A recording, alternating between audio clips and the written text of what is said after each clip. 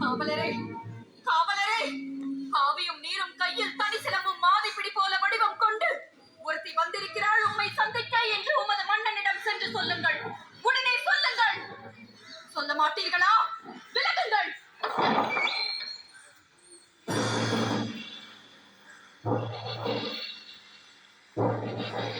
அரண்மனை காவலர்களை மீறி ஆவேச கோலத்திலே உள்ள நுழைந்திருக்கும் நீ யார்? நீதியின் இலக்கணமாய் பெற்று பெருமை கொண்ட திருமாவளவன் கரிகால் சோழனது பூம்புகாரே எனது ஊர். பெருவணிகன் மாசாத்துவானின் மருமகள். என் பெயர் கண்ணகி. உனது முறையீடு என்னவோ? நீதி வடுவான் நெடுஞ்செழிய பாண்டியனை துணிந்து இகழ்ந்துரைக்க வந்திருக்கும் கண்ணகி. என்ன? உனது கொடுங்கோல் அளித்த அவசர தீர்ப்புக்கு ஆளாகி கொலையுண்ட கோவலன் மனைவி கண்ணகி நான் என்பதையும் அறிந்திடுக. போகும். யாகாவராயினும் நாகாக்க மன்னா நாகாக்க. யார் கள்வன்? என் கணவரா கள்வன்? இல்லை, இல்லை. கையும் களவுமாக பிடிபட்டான் உன் கணவன். கள்வனை தமிழகத்தின் நீதி கொல்லாமல் விடாது என்பது உனக்கு தெரியும் அல்லவா? கொற்றவனே, குடை நிழலில் குஞ்சரம் மூர்ப்பவனே, எண்ணிப்பார். கொலு மண்டபத்தில் விசாரிக்கப்பட வேண்டிய வழக்கு கோயில் மண்டபத்தோடு முடிவானேன். சிந்தியுங்கள், நன்றாக சிந்தியுங்கள். குற்றம் சாட்டப்பட்டவரின் மறுப்புகளுக்கு மதிப்பு தராமல் கொலைவாளின் வேலை அவ்வளவு அவசரமாக நடைபெறுவானேன். இதற்கு பெயரா நீதி? இதற்கு பெயரா நேர்மை? இதற்கு பெயரா நியாயம்? இதற்கு பெயரா அரசு? உமக்கு பெயரா அறம் காக்கும் மன்னன்? என்ன? கண்ணகி, உன் கணவன் கையில் இருந்தது அரசி கோப்பெருந்தேவியின் சிலம்பு. கோப்பெருந்தேவியின் சிலம்பில்லை, கோவலன் தேவியாம் என்னுடைய சிலம்பு. நம்ப முடியவில்லை என்றால் உன்னை யார் நம்ப சொல்கிறார்கள்? நீ யார் நம்புவதற்கு? உன் மீது வழக்குரைக்க வந்தவள் நான். குற்றவாளி நீ. நான் குற்றவாளியா? ஆம், நீ குற்றவாளி. அதனால் தீர்ப்பளிக்கும் உரிமை உன் கையில் இல்லை. இதோ இருக்கிறார்கள் பெருந்தன்மை பெரியோர்கள். இவர்களே இப்போது நீதிபதிகள். இவர்கள் உரைக்கட்டும் நல்ல தீர்ப்பு. கோப்பெருந்தேவியின் சிலம்பை கோவலன் திருடினான் என்பது குற்றச்சாட்டு. அதற்காக மரண தண்டனை. அது ஆராயாமல் அளித்த தீர்ப்பு. அதற்கு மன்னன் பொறுப்பு. இது என் வழக்கு. வழக்கிற்கு என்னமா ஆதாரம்? ஆதாரம் இதோ இந்த சிலம்பு. இதற்கு இணையான மற்றொரு சிலம்பை தான் என் மணவாளன் விற்க வந்தான். மாபாவிகள் அவரை கொன்று குவித்து விட்டார்கள். அப்படி என்றால் அரசி அணிந்திருக்கும் சிலம்பு? அவைகளில் ஒன்று என்னுடையது. அதற்கு ஆதாரம்?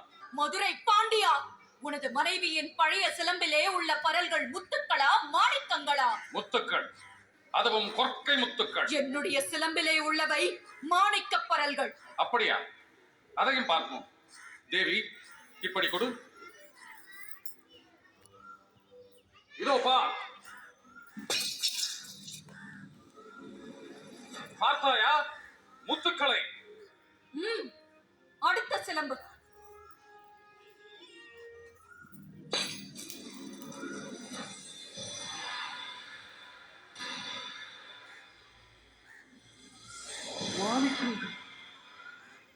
மாணிக்கங்கள் அல்ல, ரத்த துளிகள்.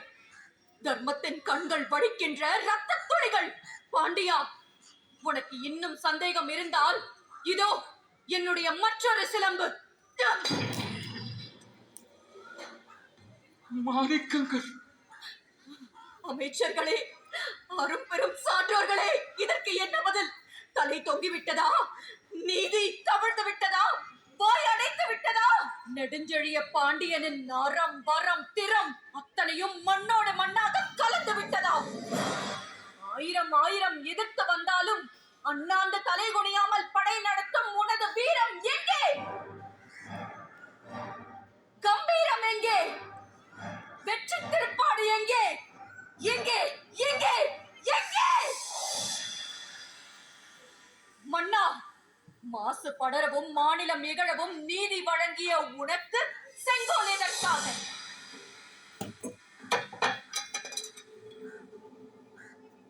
மாபாதகம் புரிந்த உனக்கு மணிமுடி எதற்காக?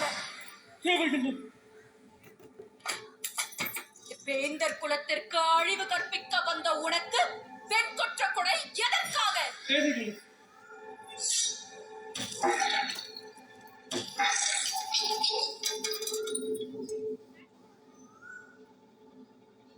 கண்ணகி, உன் கணவன் கள்வன் அல்ல.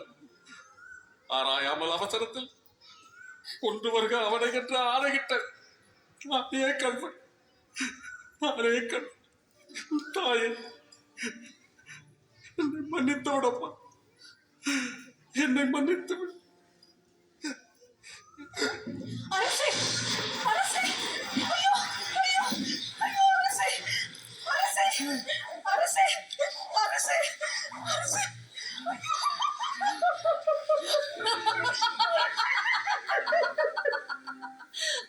நீதி தவறியதால் வளைந்த செங்கோலை உங்கள் உயிரையே கொடுத்து நிமிர்த்தி விட்டீர்கள் அரசே, நிமிர்த்தி விட்டீர்கள்.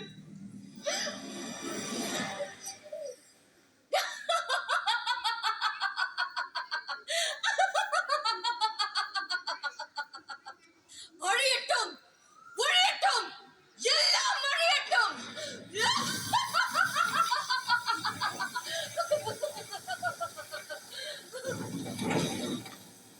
என் நெஞ்சிலே மூண்ட நெருப்பை, நீதி தவறிய மதுரையை அழித்துவிடு, அடியோடு அழித்துவிடு.